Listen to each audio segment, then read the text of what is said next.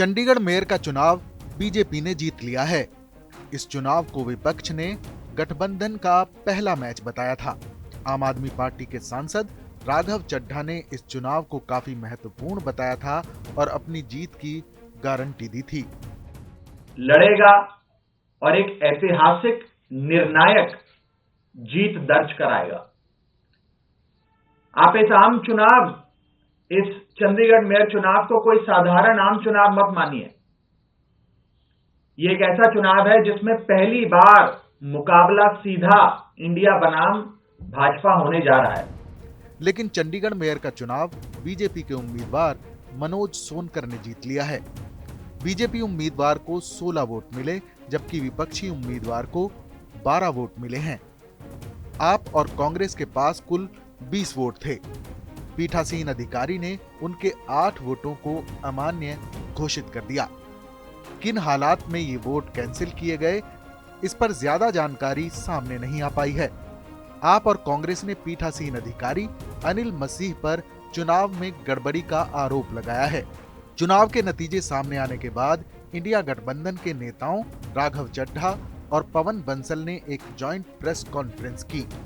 इस दौरान दोनों नेताओं ने बीजेपी पर चुनाव में गड़बड़ी का आरोप लगाया। राघव चड्ढा ने आरोप लगाया कि बीजेपी ने अपने पार्टी के पदाधिकारी को पीठासीन अधिकारी बनाया ताकि चुनाव परिणामों में जमकर मनमानी की जा सके। जब भी वोटों की गिनती होती है तो इलेक्शन एजेंट, तमाम पार्टियों के इलेक्शन एजेंट अपनी आंखों के सामने काउंटिंग टेबल पे खड़े होकर काउंटिंग करवाते हैं। लेकिन पहली बार इतिहास में देखा गया कि इलेक्शन एजेंट्स को दूर कर दिया गया, उन्हें टेबल के नजदीक नहीं आने दिया गया। और उसके बाद जो हुआ आपने देखा।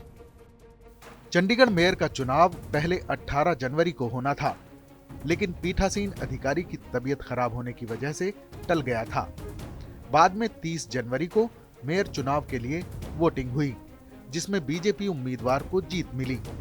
राघव चड्ढा ने बीजेपी पर आरोप लगाते हुए पीठासीन अधिकारी अनिल मसीह को बीजेपी का कार्यकर्ता बताया, जिन्होंने बीजेपी को चुनाव जिताने के लिए जानबूझकर पेन से मतपत्रों पर स्याही लगाई और वो वोट खारिज कर दिए गए।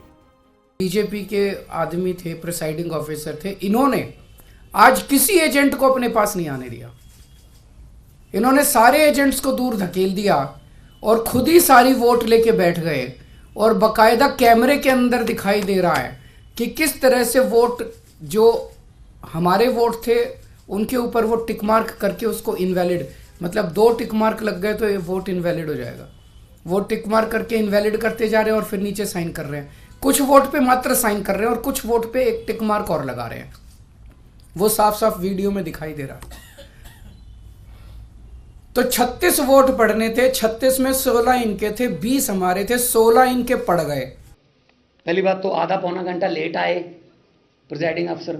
अगर लोकसभा में स्पीकर ही लेट आए 11 बजे से पहले, 11:30 स्पीकर आए, तो क्या करेंगे वो जो लोकसभा के मेंबर हैं। प्रिजाइडिंग अफसर साहब 40 मिनट लेट आए, क्योंकि बाद में पता चला ना कि ऊपर से डायरेक्शन आ रही थी उनको, अभी डाउनलोड किया जा रहा था उनको कि इस ऐसे करना है, ऐसे करना है, फिर ऐसे करना है।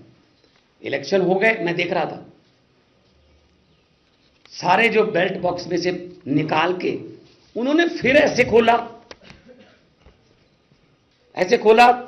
रख दिया, ऐसे केले को रख दिया। असल में उन्होंने गिना उस समय कि कितने हैं, तो उन्होंने कहा ये तो 20 बन रहे हैं आम आदमी पार्टी और कांग्रेस के।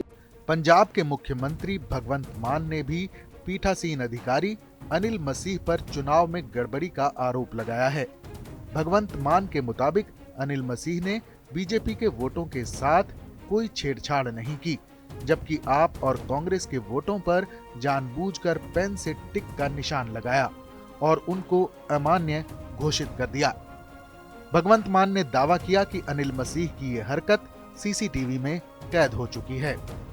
इस खबर पर अपनी राय हमें जरूर बताएं। बाकी देश और दुनिया की तमाम बड़ी खबरों के लिए देखते रहें TV9 भारतवर्ष डिजिटल।